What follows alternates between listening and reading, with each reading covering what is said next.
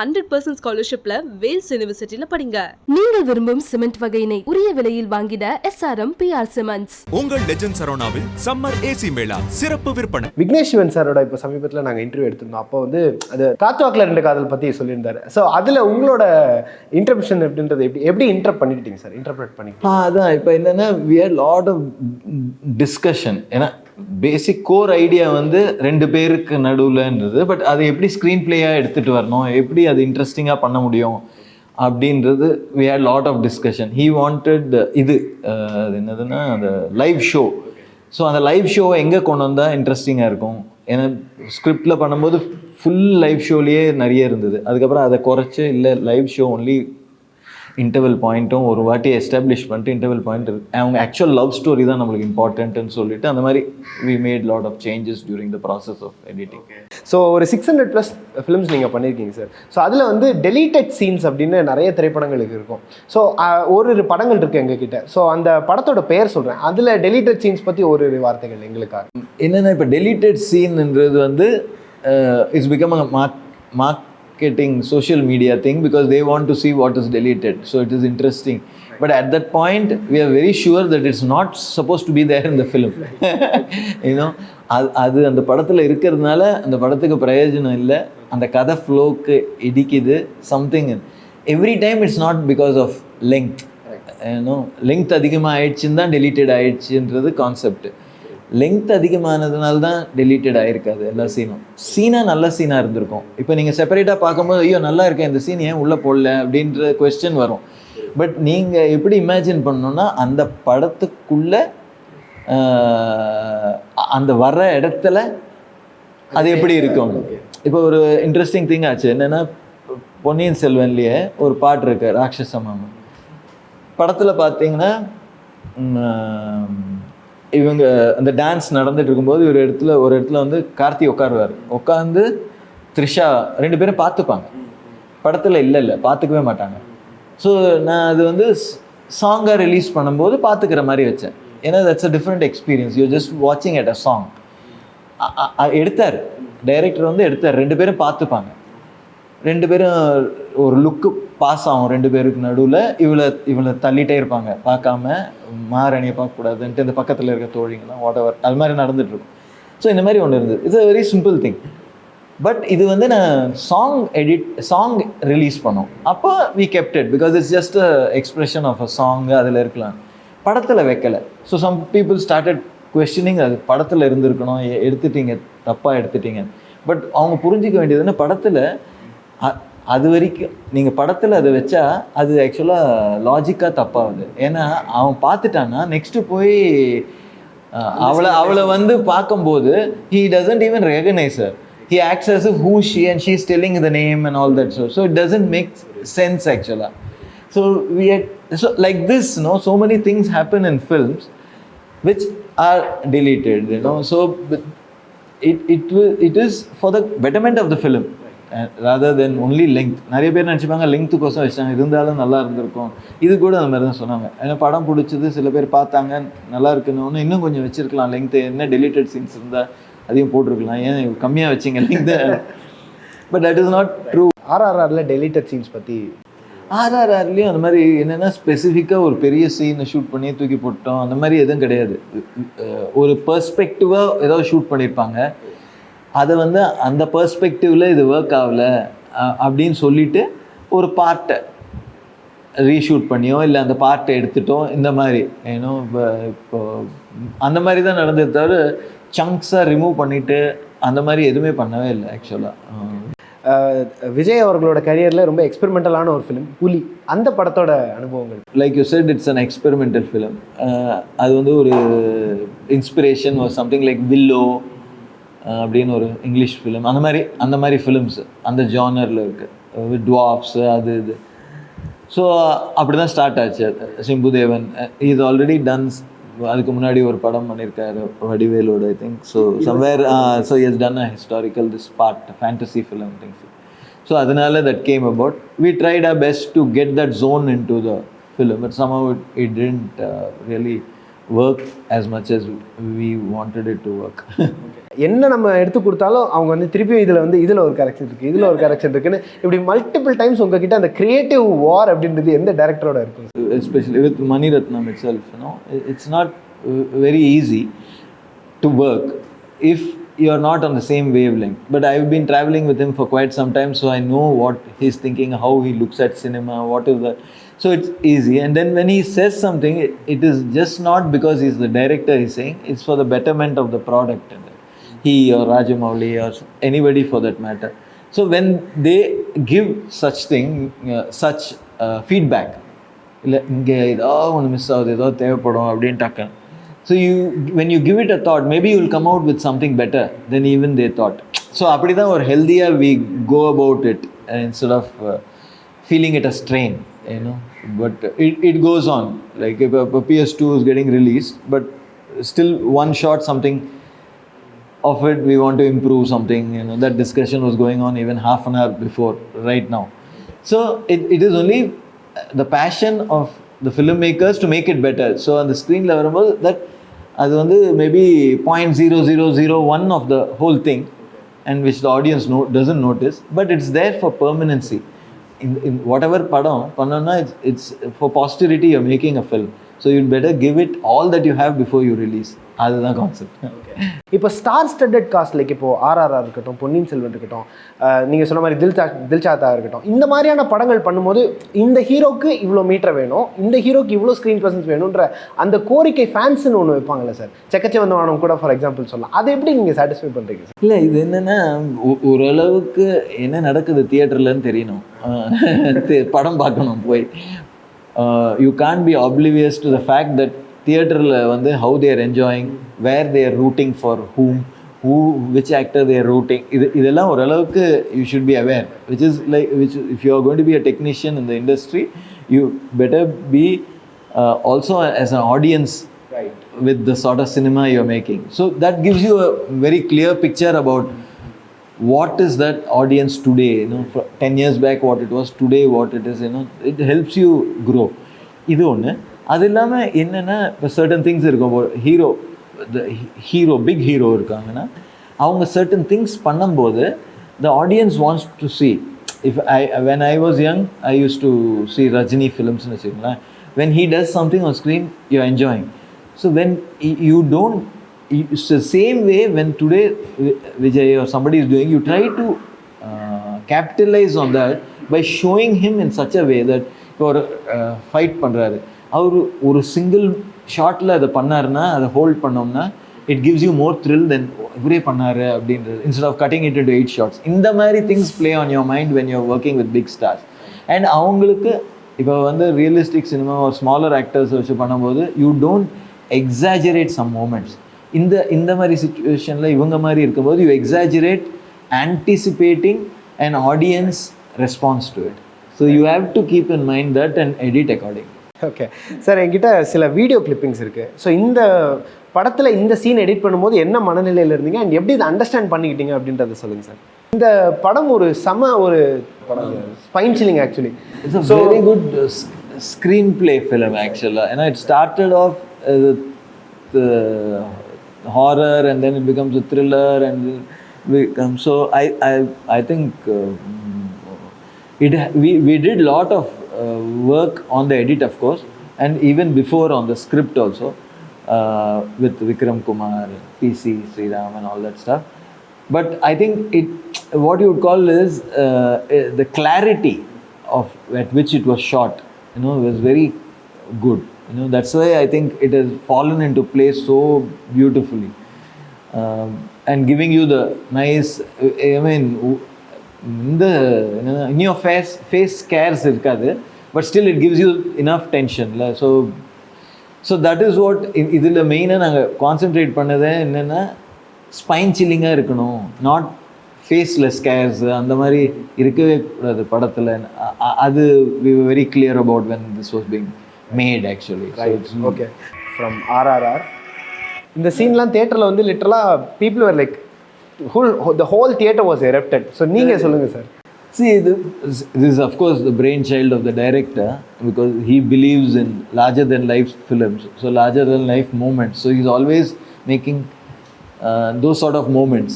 So now when initially when you have this particular visual, it may look unbelievable, but the emotion he's driving you with of showing that character, and then this is what is going to happen. So he's able to get such moments into the screen and make you root for it. So I think that is a big plus from his side. Now our job was to make sure that aesthetically this comes through, and somewhere it is a moment which is slightly exaggerated. Suddenly just பக்கத்தில் வந்து யோசிச்சு பார்த்தீங்கன்னா இது இப்படி நடக்கும்ன்ற மாதிரி நிறைய moment இருக்கும். But பார்க்கும்போது பிலீவபிளாக இருக்கணும். ஏன்னா அது எப்படி ட்ரைவ் ஆகுது, அதுக்கு முன்னாடி நடந்த எமோஷனோடு தான் ட்ரைவ் ஆகுது. அந்த எமோஷனில் வரும்போது இது நடக்க முடியும் அப்படின்னு தோணணும். ஸோ அந்த எமோஷனை அந்த பீக்குக்கு எடுத்துகிட்டு வந்தால் இது நடக்க முடியும் அப்படின்னு தோணும். ஸோ அதை எப்பயும் மனசில் வச்சுட்டு அவரோட படம்லாம் எடிட் பண்ண முடியும். So next is iconic scene from Thuppakki. Correct. So this was I mean it's a good scene by itself, and it was high also, but the difficulty இதில் கொஞ்சம் டிஃபிகல்ட்டி இருந்தது. என்னென்னா இது வந்து ஷூட் பண்ணும்போது பல 12 பேர் இது பண்ணணும்னா it's like a long shoot போயிட்டே இருந்தது. ஐ மீன் we had about several hours, 10 hours 12 hours அந்த மாதிரி. more than that we had rushes. So அதை வந்து சுருக்கி we have to get. So first edit பண்ணும்போது எல்லாத்தையுமே 12 பேரை ஃபாலோ பண்ணுற மாதிரியே பண்ணி பார்த்தா அது கிட்டத்தட்ட 25 நிமிஷம் ஒரு எடிட்டாக வருது. ஸோ அதனால தான் அதுக்கப்புறம் அதை இவ்வளோ பார்க்க முடியாது, ஏன்னா அது ரெப்படேட்டிவ் ஆகிடும் அது. ஸோ அதுக்கப்புறம் தான் சில மெத்தட்ஸ் யூஸ் பண்ணி என்னென்னா ஸ்ப்ளிட் ஃப்ரேம்ஸ் போட்டு 4 people ஃபாலோ பண்ணுறாங்க, 8 people 12 people ஃபாலோ பண்ணுறாங்க. அந்த மாதிரி 2-3 போட்டு we push the story ahead so that we can go quickly to the culmination. கடைசியில் என்ன நடந்தது. Super. So one of my favourite scenes பிராந்த பொம்பளை கொண்டு யோசிக்காதல பட்டுன்னு போட்டு டப்பு சுட்டுடே. ராவணன். சொல்லுங்கள் sir. See, this was another very difficult film, and because என்னன்னா ஃபர்ஸ்ட் ஸ்கிரிப்ட் ரைட்டிங்கில் வந்து எழுதும்போது ஒரு லீனியராக எழுதியிருந்தார் டைரக்டரை. பட் அட் சம் பாயிண்ட் ஒரு ஹைலேயே ஸ்டார்ட் பண்ணிடலாம் படம். அப்போ எப்படி ஆயிடுச்சுன்னா ஸ்கிரிப்டோட இன்டர்வெல் தான் ஃபஸ்ட்டு சீனாக வந்துடுச்சு. ஆல்மோஸ்ட் தூக்குறது அந்த அளவுக்கு டிராஸ்டிக்காக. ஏன்னா ஒரு எனர்ஜெட்டிக்காகவே போவோம் படத்தில். ஸோ அதுக்கப்புறம் அந்த எனர்ஜி மெயின்டைன் பண்ணி எடுத்தோடனே கிட்னாப் பண்ணுறதை காமிச்சிட்டோம்னா அதுக்கப்புறம் என்ன நடந்ததுன்னு. So it was always difficult to keep the pace up for that film. So we didn't it was an experiment because we didn't go for the conventional way of, he didn't want to do the conventional way of establishing the characters and then telling what happened. As the process is happening, things unfold, which for some people it was difficult to understand, for some people it was okay. Okay. நிறைய இன்டர்வியூஸில் நீங்கள் நிறைய directors பற்றி கொஞ்சம் லென்த்தாக சொல்லியிருப்பீங்க. இப்போ we are asking the editor to edit it. So one word about directors அப்படின்னா என்ன வார்த்தையாக இருக்கும்? ராம் சார் பற்றி one word. Original. Mani Ratnam sir. Passionate. Vigneshwaran sir. Humorous. I've got to ask this, why so humorous? No, he's got that knack of writing, no? When he's writing his lines or what he's singing, there is a bit of humor, wacky humor in it, no? So he's trying to, he's good at that type. A.R. Murugadoss sir. Intense. Rajamouli sir. Larger than life. Sreekar Prasad sir. Trying to be real. So Murugadoss sir வந்து இப்போ கலாட்டா ப்ளஸில் ஒரு interview கொடுத்துருந்தாரு. So அதில் வந்து உங்களை பற்றி ஒரு வார்த்தை ஷேர் பண்ணியிருக்காரு. So we just wanted to give you this. குறைச்ச இந்த இடத்துல நல்ல லேக் இருக்கு சார். Super sir. அப்படி நடக்கிறாரு, நிற்கிறாரு, அப்படியே கட்டு உட்கார்றாரு, யோசிக்கிறாரு. அது கியூபு ஒரு க்ளோஸப்பு, கியூபு கீழே விழுந்தது, அவர் தூங்கிட்டு இருக்காரு. போதும் சார் அப்படின்னா, ஐயோ இல்லை அவர் மைண்டில் ஒரு ப்ராசஸ் போயிட்டு இருக்கு, ஏற்கனவே நமக்கு குறைக்க முடியல. அவர் அவ்வளோ லென்த் வச்சார். அது மியூசிக் வரும்போது அந்த இடத்துல மியூசிக் போட்டேன். ஸோ அந்த லென்த்துக்கு ஒரு மியூசிக் போடும்போது அது சைலண்ட் இல்லை, அது ஒரு ஃபீல், அது நீங்கள் எடுத்துருக்கீங்க. அதனால எனக்கு வந்து எப்படியாவது குறைக்கணுன்றதுனால நான் வந்து அதுக்காக இதை சீனை நான் குறைச்சிட முடியாது. இது சைலண்ட்டுங்கிறனால தூக்கணும்னு அர்த்தம் கிடையாது, இந்த சைலண்ட்ல ஒரு ஃபீல் கிடைக்கும் அப்படின்னு சொல்லி அவர் அதை விட்டார். ஒரு படம் எடிட் பண்ணி பார்க்கும்போது சடனாக அது வந்து ஒரு சீனாக ஃபீல் பண்ணி கட் பண்ணியிருந்தோம். இப்படி பண்ணுறாரு, அப்படி பண்ணுறாரு, இது பண்ணுறாரு. இவர் பார்த்தாரு, ஓகேன்னாரு. அதுக்கப்புறம் படமாக ஒரு லெங்க்த் வந்துடுச்சு. ஒரு ஸோ படமாக லெங்க் வரும்போது சார் இது அவ்வளோ தேவையில்லை சார் அப்படின்னு நான் அப்போ கான்வர்சேஷன் இல்லை சார் அவர் கண்டுபிடிச்சாருன்னு ஒரு சின்ன ஃபீலிங் வரலன்னா அப்புறம் என்ன இன்டெலிஜென்ட்டாக பண்ணாருன்னு சும்மா இப்படி பார்த்தாரு உடனே கண்டுபிடிச்சிட்டாருன்னா அது யூஸ்வலாகிடும். ஏதோ ஒன்று ஒரு தாட் ப்ராசஸ்க்கு ஒரு டைம் வேணும் அப்படி அதை தான் சொல்கிறார் அவர். ஏன்னா அந்த தாட் ப்ராசஸ் அண்ட் மியூசிக் அதுக்கு போடும்போது அந்த பர்டிகுலர் டைம் ஆஃப் சிச்சுவேஷனில் Murugadoss felt that probably it's more time. ஏன்னா this is something which can, ஏன்னா he doesn't want to eat into the length of his scenes இல்லை. இது வந்து ஒரு மான்டாஜ், வந்தார் பார்த்தாரு கண்டுபிடிச்சிட்டாரு அவ்வளோதான் அப்படின்னு அவர் மனசில் he was happy with that. But நம்மளுக்கு என்னென்னா படம் ட்ரீட் பண்ணும்போதே ஃபஸ்ட்லேருந்து இவரை வந்து லார்ஜர் தென் லைஃபாக ட்ரீட் பண்ணல. In terms of editing at least அவர் லார்ஜர் தென் லைஃப் தான் கேரக்டராக as a hero and all that. But treat பண்ணும்போது அவர் நார்மலாக ட்ரீட் பண்ணணும். ஸோ ஒரு person is trying to find out something, it takes that much time. It may be about 30 seconds 1 minute ஒரு மியூசிக்கு. So ஏதோ கண்டுபிடிச்சாரு அண்ட் ஒரு இன்டெலிஜென்ஸ் ஃபேக்டர்னு ஒன்று இருக்குல்ல. இப்படி பார்த்து உடனே இன்டெலிஜென்ஸ் ஃபேக்டர்னா அது வந்து சுற்றுற மாதிரி இருக்கும், அது நம்புகிற மாதிரி இல்லை. அந்த விஷயந்தான் அது. ஸோ அவர் அதை புரிய வச்சு அதை வச்சு மியூசிக் போட்டு இது பண்ணி பார்த்து அப்புறம் ஃபிலிமில் வரும்போது டோட்டலாக வரும்போது ஒரு intelligent person would probably take that much amount of screen time to come to a conclusion. Okay okay Vigneshwaran sir சொல்லியிருப்பாரு, ஸ்ரீகர் பிரசாத் சார் வந்து பில்டிங்லேருந்து குதிக்க சொன்னால் நான் குதிச்சிடுவேன், அந்த லெவலுக்கு தான்.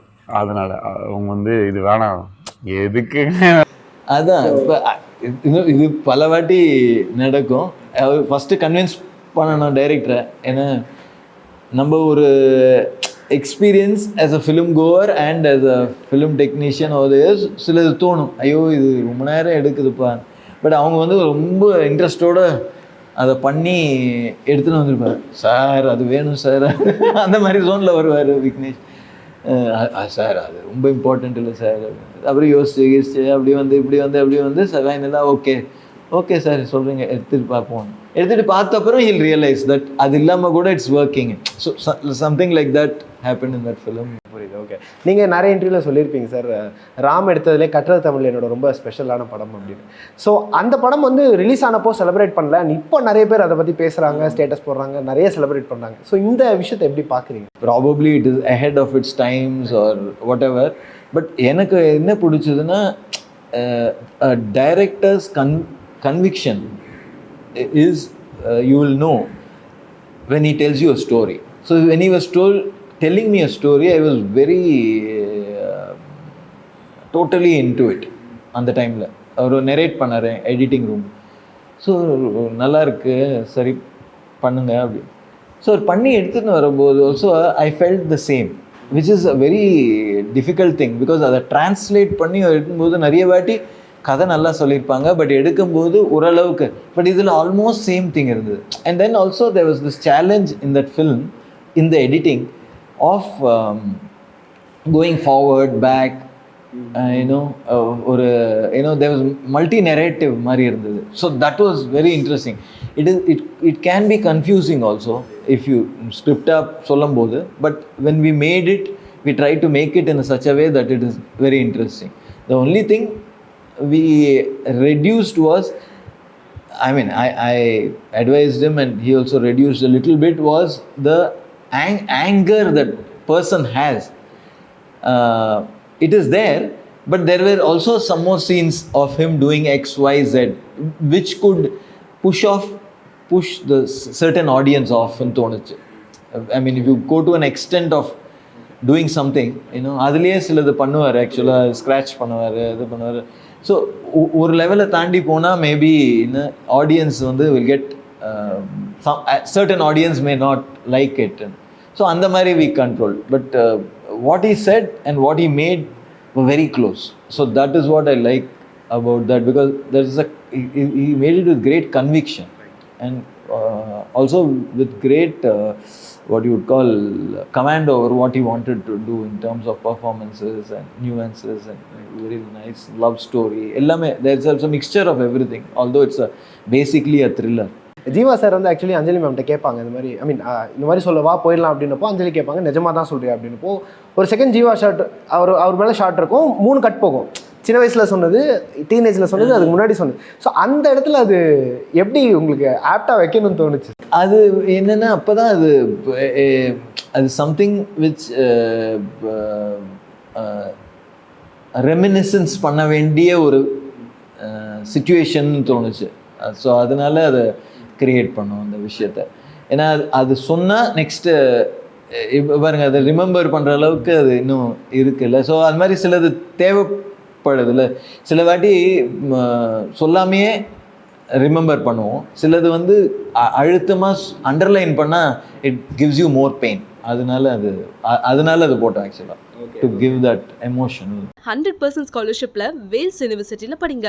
நீங்கள் விரும்பும் சிமெண்ட் வகையினை உரிய விலையில் வாங்கிட SRM PR சிமெண்ட்ஸ். உங்கள் லெஜண்ட் சரவணாவில் சம்மர் AC மேளா சிறப்பு விற்பனை.